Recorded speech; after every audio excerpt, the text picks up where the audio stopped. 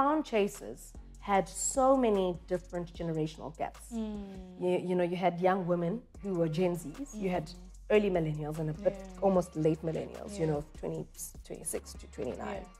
And that too, you know, you get to spend time and you don't judge by age because we're not ageist. You know, we can't say knowledge is ageist. You know, and No, that's true. Yeah, you can't. Please say that again. Knowledge is not ageist. It's not. You heard that right. Because we don't know what we don't know. Yeah.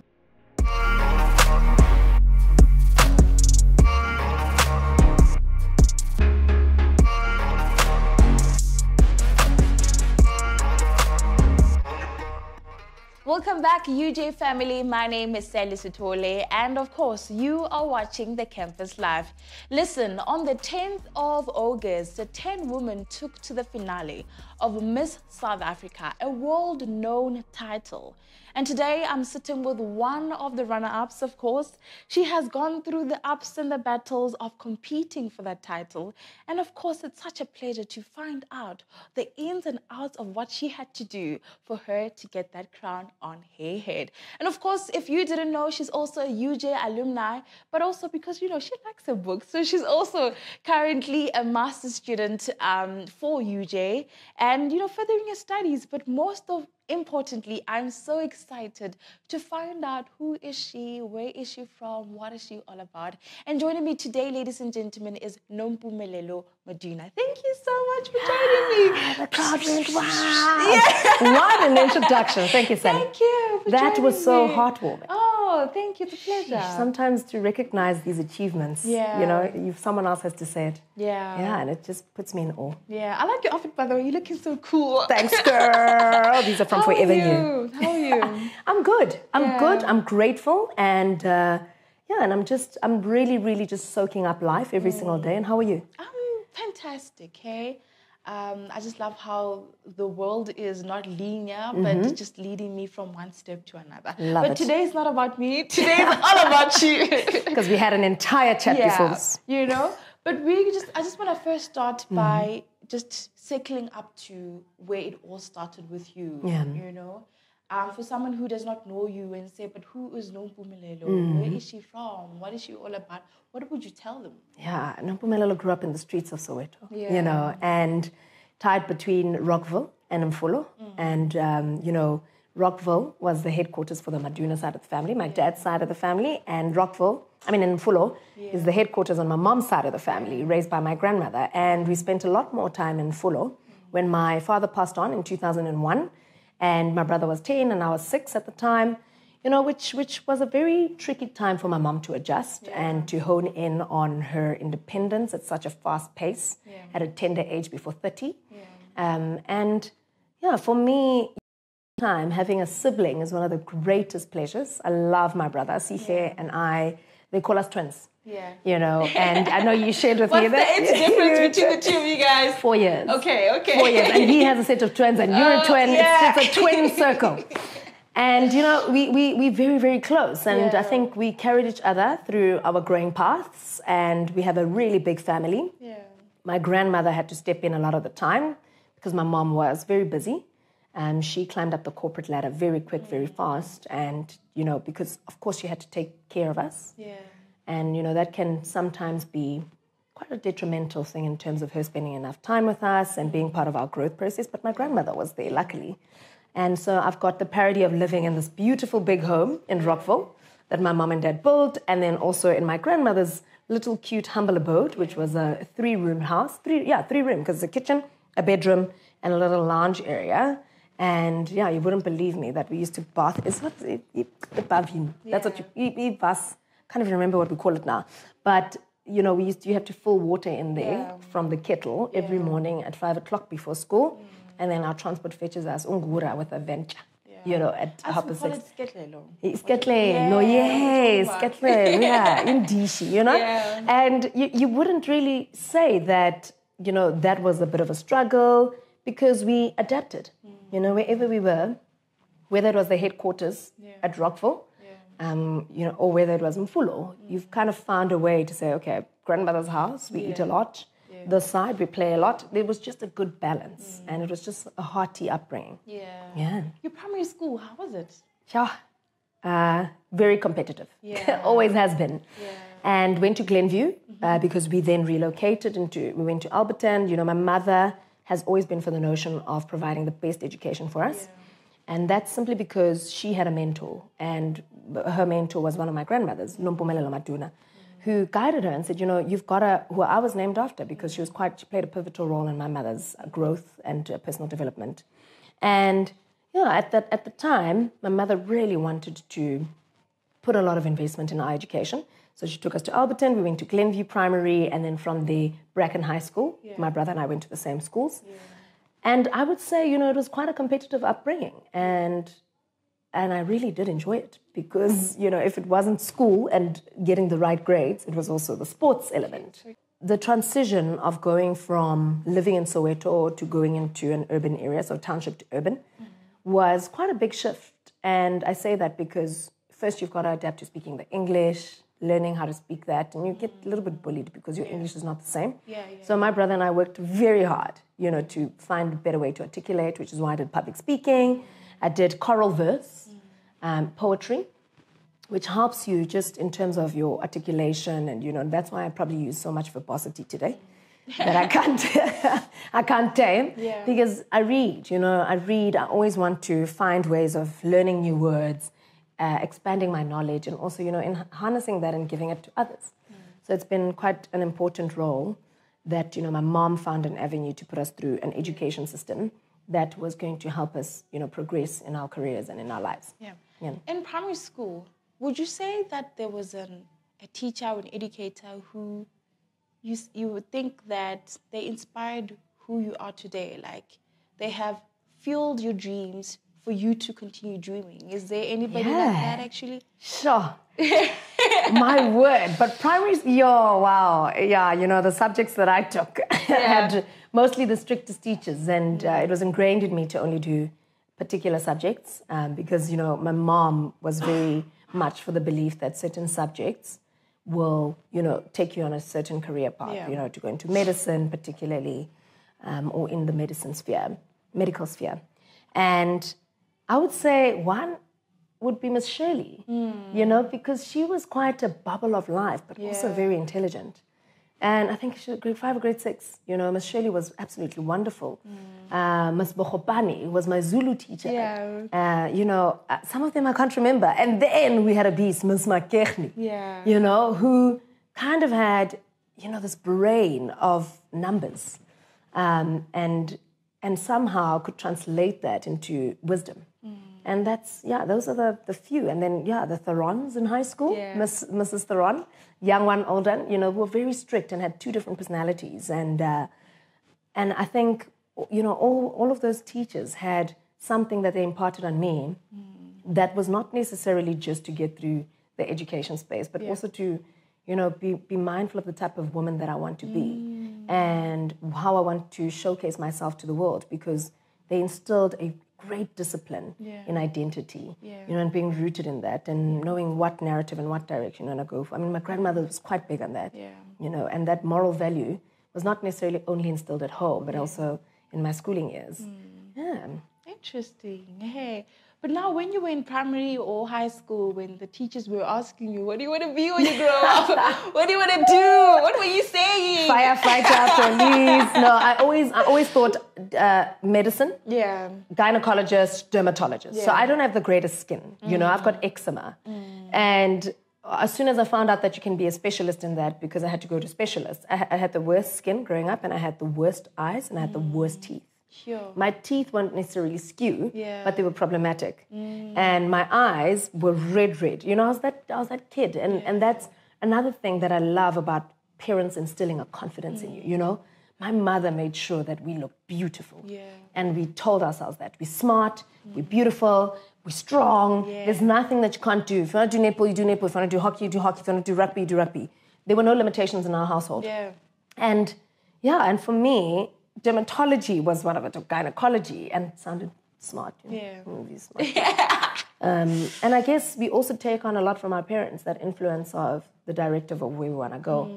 And only to find that it's not an area of interest. And in high school, there's a few things like bunking, you know, the principal at the time. Hey, she's I mean, what she was doing. We did get caught at some point. But I used to bunk and pack clothes, change clothes. And my friends would say, where are you going? And I was like, I'm going to go to an audition. I'm going to call in sick at school because I want to go to an audition because I want to one day be on UJTV, with the Dr. Musas at the time. And I auditioned and I tried because that was probably the most passionate thing that I wanted to do. But in our household, education was the priority. My mother wanted you to have the best education because of what it did for her. And it really is your plan A and your plan B. Yeah. If things don't work out, you fall back to that paper. So it's something that was it's still ingrained in me, and that's why I've got an obsession of education. Because without it, I probably wouldn't be speaking such great English, sitting in front of you having this conversation, having a purpose of impact that I want to achieve, because that's what it is about, right? Yeah. It's about building a knowledge that creates the greatest wisdom over time that you can really translate into benefiting not only yourself but others as well.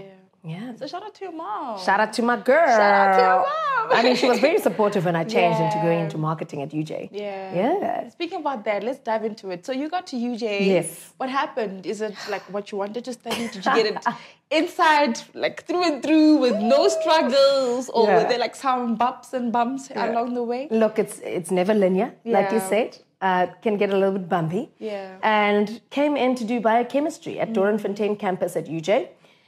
Changed that very quickly, and thankfully there was, UJ is honestly a school that taps into what people really want and listens to the human. Yeah. And I love that connection about this place because they really, they foster that guidance. Yeah. And I was lucky to meet someone who guided me and said, look, if it's not your vibe, we'll find you something else. There's options, HR, retail, or marketing. Yeah. And I was like, retail, checkers, at Woolworths, that's all I thought about. Yeah. And at the time, you're so naive to the bowl of knowledge of how things can expand. Logistics, retail, marketing. There's a space in marketing, but on a condition, right? To sit on the stairs and wait it out, because the unfortunate reality is that not everyone continues their studies the way they started because of many, difficulties that, students experience, whether it's funding, whether it's mental health. It pains me today that sometimes, they don't foresee a successful journey in university and they drop out early stages because, as well, naivety, we think there isn't another support structure that we can get. Bursaries. I mean, I completed at UJ with bursaries. Everyone was like, hey, we want to support you. Yeah. At some point, I sponsored my bursaries. I had to write a note to say I would like to support someone else, because I had so many bursaries coming my way. So, and I think, that door opened for me to go into marketing, and I've fell in love since, because marketing has so many disciplines, PR, branding, and advertising. So you can be so many different things under one bracket. Yeah. But what would you say you got out of that qualification? Yeah. What has it done for you and your career? Negotiation. The art of sales. Yeah. Negotiation, art of sales. And it's also allowed me to build a certain brand. Yeah. A brand that is steadfast on making sure that I can be part of a growing organization. Which not necessarily means just the organization, but growing with the people as well. Yeah. And I think that the world that we're growing into is growing very fast. There's a lot of uncertainty still, volatility, and as well ambiguity. So we never know, what's coming tomorrow. Yeah. And what marketing also helped me with is a lot of agility and mobility. And I'm saying like 10 different words at the same time. But all of that encompass of my journey, personal and in my corporate career. And I gained so much over the 4 years. I like to share that I did not love research. But again, you've got to seek to understand, then to be understood. And that's what research means. You've got to get the detail, get the facts, get the numbers. And once you can understand that, then you can narrate the story around it. And you can say, now I've got a notion of understanding of what it means. Because marketing is not just advertising or the beautiful colors on corporate identity, or design. It's so much more. And if you really look at the landscape of our economy, it's made up of marketing, because we need that research to be able to say, okay, what is Stats SA saying on our unemployment rate? Ooh. You know, how do we upskill, you know, graduates, or how do we upskill potential graduates, you know, to digress and go into a different career? But we've got to make that attractive. Yeah. You know, we've got to make that attractive to the right people to find the support, which means you need marketing. Yeah. So, you know, it's a what do they call it? It's a ecosystem. You know, everything influences everything. Yeah. And you went into corporate. Yes. How has the journey been since then? I love corporate. Yeah. You know, I live a double life, you know, of the entertainment industry and corporate. Yeah. And I'm just grateful for my mentors. You know, they've allowed me to kind of have a L2 brain, L1 brain, R1, whatever those things we did once upon a time. Yeah, but I think I'm still learning how to split myself. I don't have it together. Yeah. I really don't. Yeah. It's going to take some time. Yeah. You know, I'm still trying to find, I've got this great passion for building businesses and building this economy. Yeah. And then I've also got this great passion, you know, that I want to fulfill from my dreams of being younger and being in the entertainment space. So to tie it both together, it's a work in progress. And yeah, to also grow in corporate. You know, I see myself as, in the next couple of years, being a chief marketing officer and potentially a CEO. Yeah. And a global leader. Which you will be. Thank you. There's just a matter of time. It. Come on now. Come on. I receive it. You know, Richard Branson, I worry sometimes, you know, because marketers, you know, we have budgets and finances, but, you know, we do accounting in there as well at UJ, and it's tough, eh? Like, sure, I remember repeating statistics. Yeah. It was the hardest year. I had to stipulate why I'm you know, I don't want to, you know, repeat a year, but I can repeat the term. Yeah. And stats is tough, eh? You know, even today, I love it though, crazy. And accounting, and you reference that, and sometimes I'm like, oh my gosh, if I want to be a CEO, I've got to be so good at these things. But Richard Branson is one of my inspirations, and he's dyslexic, and he's got a book called Screw It, Let's Do It. Yeah. And in the book, there's a quote, there's like a few notes of, if I don't know how to do something, just get people who do know how to do it. You know, empower the people, work together and grow. Yeah, so I'm going to go with that narrative. So I'm going to be a redefined CEO. I like that. But you know, what you're saying and like the direction and the inspiration that you're talking about, I feel like somehow stems from the experience that you had with sports. Yes. What sport did you play that? Because I feel like you have a competitive energy. Like it's like you just want to like, come on, let's go. I really do, and that's why I like being part of everything that is greater. You know, even the pageant world, right? There's so much more than the beauty. Yeah. Because there's a moral that it instills in you of discipline, of a confidence. And you know, I always say, when you wear confidence, you know, everyone will listen in the room. And that's what sports also does. You know, you become better and better at something because practice, right? You practice, you become better. Yeah. But the notion of being part of a sport is not to win. It's the notion of improvement, you know, which encompasses of the end result of winning, right? And that's what it did for me. I mean, touch rugby, a little bit of netball, hockey here and there, and also, you know, being all of these cultural elements, even being RCL, RCL Minister of Comms, I can't remember what we called it. All those elements build you into refining the type of person you'd like to grow to be. Yeah. And I think out of all of them, the one thing that I can relate to the most is confidence. Because it has helped me communicate, it has helped me relay a message, and it has helped me be comfortable with living in the unknown and not knowing stuff. I'm very okay to put up my hand and say, I don't know what that acronym stands for, guys. You know, what is this? I may have missed it. I didn't know there was something that existed that's like that, you know. The Gen Zs always introduced me to the new apps. Yeah. I'm like, new dance moves. I didn't know. You know, even through our journey of crown chasers, we had so many crown chasers, had so many different generational gaps. You know, you had young women who were Gen Zs. You had early millennials and a bit almost late millennials, you know, 26 to 29. And that too, you know, you get to spend time and you don't judge by age because we're not ageist. You know, we can't say knowledge is ageist.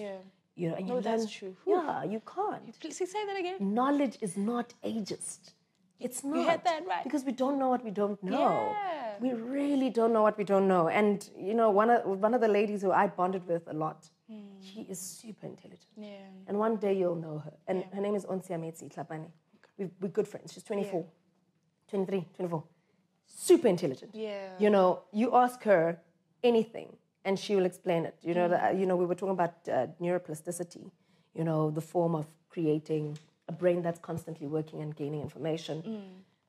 She knew what I was talking about, you know, and she was telling me what I was wrong in saying when I was talking about neuroplasticity, because we must generate it. You know, the brain's got to always consume, learn, enhance, expand, gain. And we were it's just so great to know that I can, you know, rely on our new generation on information. Yeah. So, and that's it. Yeah. I don't know what we were talking about. Yeah. This happens a lot. No, don't worry. But speaking about crown chasers and speaking about your friends, let's speak about Miss South Africa, right? When did the journey begin? Yeah. When was the first time you said, you know what? I think I'm gonna try this thing. When was that? I've been inspired, Sally, by so many Miss South Africans, you know, who have now become my girls, you know, my homies, Bokang Munjani. Yeah. Bokang Munjani was one of the Miss South Africans who I understood what practicing authenticity is. Yeah. And because she dropped out of the pageant at some point because education was so important to her. And she had the notion of, what kind of an ambassador am I to people if I cannot demonstrate something that I'm passionate about and complete that and come back? Yeah. If I really want something, I can always come back. Yeah. You know? And she's just one of them. But there are so many. I mean, Shudu has expanded the network of being comfortable with mental health. Yeah. And, you know, it's something we're shy about. And, you know, people who have it together don't want to see a psychologist, don't want to talk about it, don't want to call helplines. Yeah. But it's become a conversation that we're comfortable with. So I've been inspired by so many of them over the years. But my pageant journey started when I was like 5 or 6. You know, my mom put me on a stage, loved it, confidence was rocking, couldn't care less how I looked. I wasn't the cutest kid. Yeah.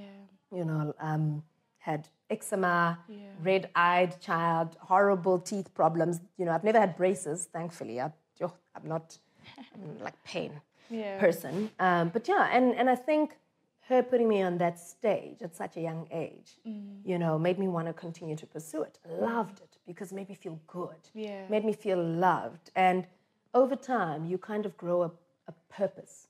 And my grandmother's household, you know, like I said, we could, our underprivileged state is having a tin pilchards with pap, which is still my favorite meal, and baked beans with mayonnaise. Yeah. And that was always the state of our environment at home, where my grandmother would buy 2 cans for the girl next door, would buy 3 cans for the ladies at church who were in a different state than us. Still, you don't understand because you're like, what's the vibe? And for me, that instilled giving back. Yeah. You know, it was a thing in our household. We don't buy 1, we buy 2. We buy 2 loaves of bread. You're like, but we bought 2, but there's 1.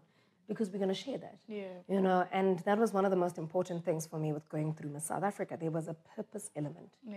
I was like, if I can create a sustainable difference in South Africa through empowering our youth, then I know that I'm doing my part. Yeah. And at first, I couldn't define what that was. I thought, oh my God, I need to have it together. Non-profit organization. And it's, you know, it's being an emblem of change means that it starts with even one person. Yeah. You know, and that's something that I hope that people can realize, you know, and it doesn't mean that, you know, a small difference is a big difference.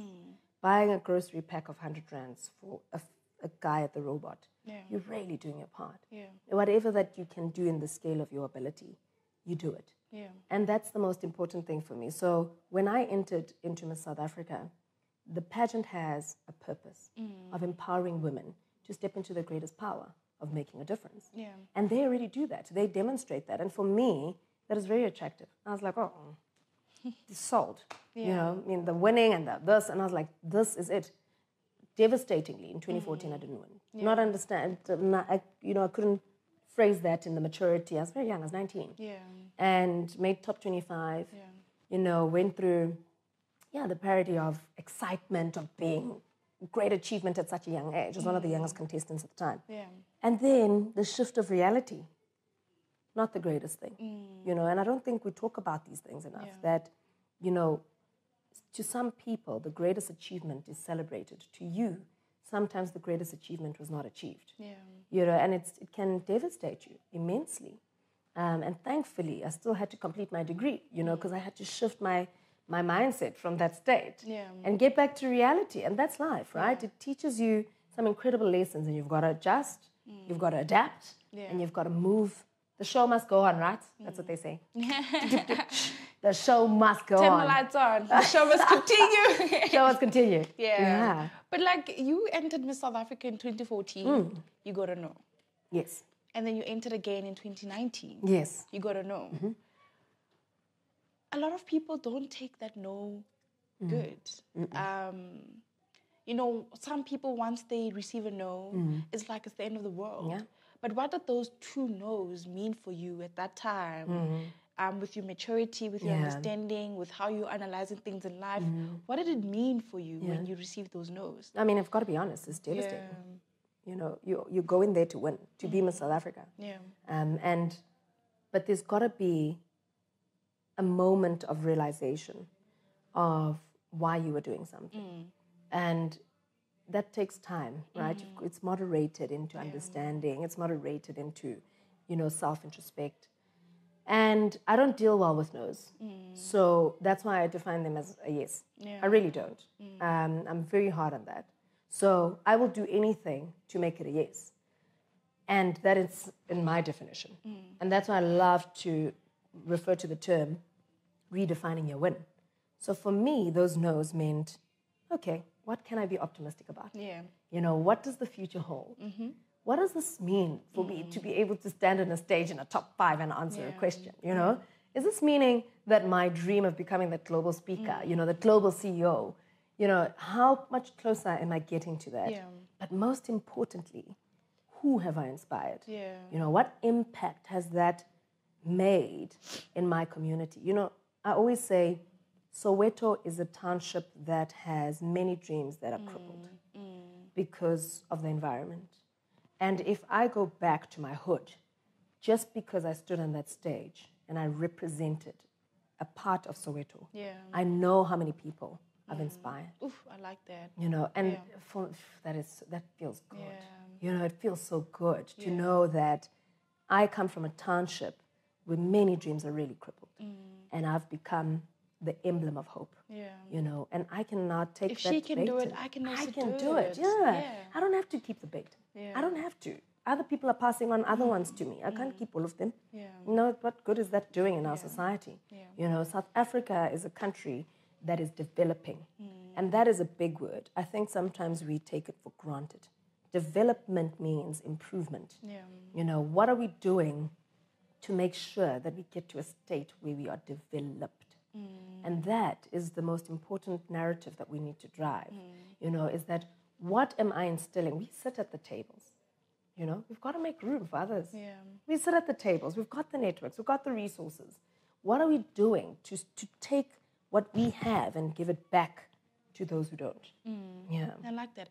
But now this year, 2024, right? Or should I say 2023, when you decided to, you know, re-enter again, what was going through your mind? You know, after those no's, we're like, okay, let me try again. But like, Sally, what was going on? Is there like a specific person that maybe had a conversation with you to say, try it again and see what happens? Or was it an internal conversation that you had to say, let me try it again? And this time around, did your purpose change? You know, I know that in South Africa is society movement. You know, you need to do something for the society. You need to have a pageant platform. Like, if you are to be Miss South Africa, what is it that you're going to do with your title? 100%. Did your answer change when you decided to re-enter Miss South Africa?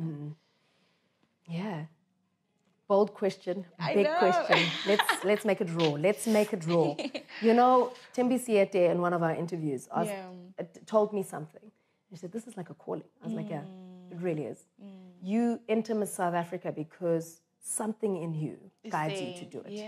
And you're like, I'm going to, and they always say Miss South Africa is born. And I think that statement is heavily reliant on the women who are Miss South Africa. Because it's not just the winner. Those women come in there different and leave different. And that is what the soul purpose is. And I knew that there's an answer that I need.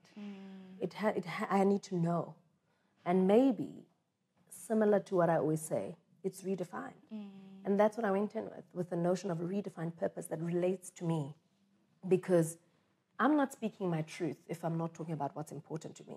And what's important to me, Sally, is making sure that I play my part in mentorship. Because mentorship played a very, very vital role in my career, in my life, in my personal development.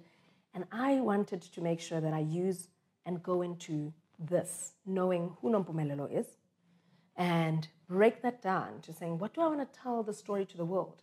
Miss South Africa becomes the platform that says, come over, share your story. What do you want to do? Tell the world. Speak your truth. And I was like, I'm going to go back there and I'm going to speak my truth.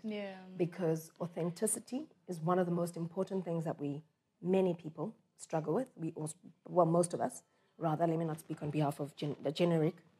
And I think once you go into something like that, that strips you off this cover, this facade, and really internalizes who you are, then you can really speak your truth. So for me, that was the most important thing. Like, how can I, let me not say use, how can I amplify my cause through this platform? Because it's a platform that provides women with the opportunity to speak their truth, tell their purpose, and make a difference. That's all it is. It's a woman empowerment movement that allows you to champion your cause, that allows you to represent the beauty of what it is to be a woman, because it's defined by so many aspects, you know? And that's why I was like, I've got to know. But the difference is that I've gone through so many life stages, and I felt the maturity is there. I felt I'm very comfortable with many things. And an answer that maybe an answer to a question maybe you might ask is, how did I really feel losing? Exactly, And that's very okay. I know, it's unbelievable. I'm very okay. Because it's played out so many times in my mind of what it means to win. And I feel like I've won so much. And like I said, it's a cherry on top to have a beautiful Moana on your head, you know? And Mia's going to represent very well. And we work closely together, you know? And because I went into this knowing that any woman here is deserving of being a Miss South Africa, I was very comfortable knowing that it's in the right hands, whoever takes this crown. Because you've got to know what you're rooted in and what you want to do with your honest purpose. I like that. So would you say you're fulfilled now? Yes. Like, yes. happy? Yes. You can ask me, am I ever going to enter? No. No. I won't enter again. I'm very fulfilled. And that's the thing, right, Sally? You've got to go into something and get your answer. You know, be comfortable with whatever the answer is going to be. Like, have a preconceived idea of how you're going to feel, internalize it. Natasha Yobat was the host of Crown Chasers. And something that she said that was very profound was, you've got to visualize it. Visualize it and process it, right? And that's something that I've started taking in.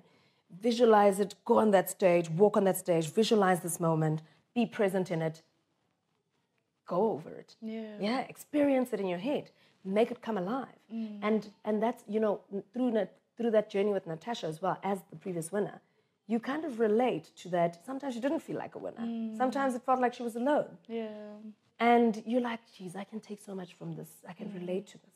And that's your normal day-to-day life. You know, you'll be alone. You will feel like you're alone. You'll feel like you're not doing anything. You're like, what am I doing? You know, what am I coming or going? And she instilled that in me. Visualize it. You know, see that future ahead of you. Like, see, and even see it not working out and see it working out. So that you're very comfortable with the outcome. You're very mentally prepared. I like that. I like that a lot. But I think what I want to find out is, what would you say to the next girl who has kind of walked your path and probably entered for Miss South Africa, even if it's not Miss South Africa, probably entered for another competition, or has been trying to achieve a certain dream, but they've been getting no's, you know, and now they're at the verge of giving up, and trying to like realize, is this really my purpose? Is this really my calling? What would you say to those people? Sure, life is long, eh? Yeah, life is made up of many no's, more no's than yeses, you know. And I think if a young, actually, a young woman can realize that they're going to go through so many phases of life, and sometimes we want to translate that into the thing that we want to hear, and it can cripple you in your growth. So what I would say is one step at a time, you know, but just know that no is refining you for years. You know, it's refining you for the thing that's coming, you know. And I often get upset at myself when I get a no and I think I didn't do enough. But I've come to terms with that. I can give everything my all. But if that's the direction that's meant for me, there's a greater power, after all, you know? There's a greater power that dictates your direction. You need to support it. It's the same thing as manifesting and the same thing as doing a vision board. You know, I always say it's one thing to put it down and to visualize it. You've got to work hard. It's not going to come tomorrow. You know, you've got to work hard. You've got to put in the time. You've got to put in the hours. And it's got to be rooted in you. You know, ask yourself how you felt about that no. Was it rooted in you? Or was there something else that you were hoping to get? And it's very important to have that conversation. Some women that go into the pageant industry enter because of the car. Because of the money. Because of the money. The title, Girl, the fame. that's fine. That's fine. It comes with it. Congratulations. Well done. But it goes away. Guess what? There's another girl next year. You know, you've got to think of the long-term sustainability of your growth. You know, it's like increasing your dependency on something. You can't.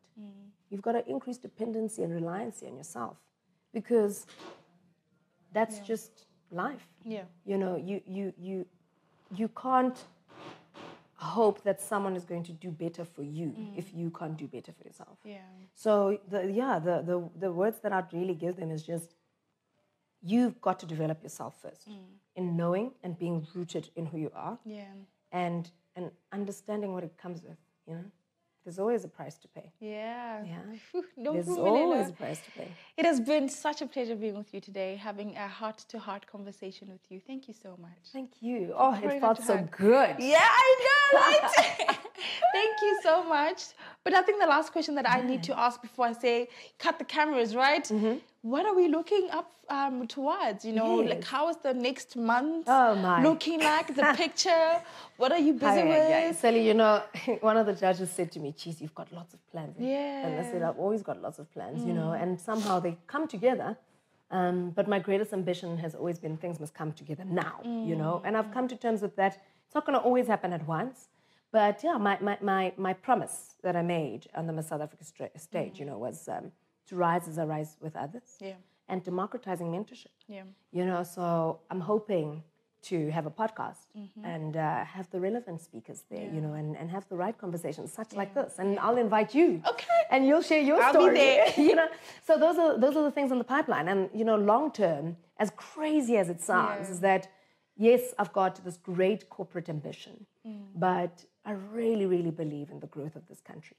And I really would like to get buy-in and support on one day building, you know, a school, and a school in Soweto where I grew up, because that's where we need to focus, foundation phase, because we can't just focus on the top level. It's very critical. It's critical, and I hope to open a school. Nompumelelo Girls High School, I'm visualizing it, I'm seeing it, you know, and I got excited the other day, you know, sometimes I can be a bit of a geek. I get excited by some things. And Siviwe Kwarube, there was an article, and she's one of my biggest, you know, role models at the moment. And there was an article that she's currently, I mean, she's, you know, the GNU, she is shaping and shifting stuff. She is currently in the process of changing the curriculum. And I was like, I have to open a school. I just need the right support and the right guidance. And I think that school is going to change the landscape of this country, such as Oprah's school, you know, because we need to empower our youth. We need to build with them, you know, not just for them. I'm going to repeat what the judge said. You have a lot of plans. I do. But I'm looking forward to the plans. Thank you. I can't wait to just look and see and visualize as well. And see it come to life. Exactly. You know, we've got to grow and empower one another. And I can't wait to see your journey too. Oh, thank you. You're doing exceptional. Oh, thank you so I'm so much. honored to be sitting here. One day we must recap this moment. We've got to recap this moment and be like, on a global stage. On a global stage! Can we go? United Nations, here we come. In conversation. Women in conversation. Yeah. We're coming. There we We're manifesting it. Yeah, we're visualizing it. We're visualizing it. We're seeing it. We're being in the present. Thank you so much. Thank I you. truly appreciate it. Thank you. Ladies and gentlemen, that was Nompumelelo Maduna. She is such a powerhouse, as you can see. But until I see you next time on the next episode, from myself, Sally Sithole, goodbye. Mwah.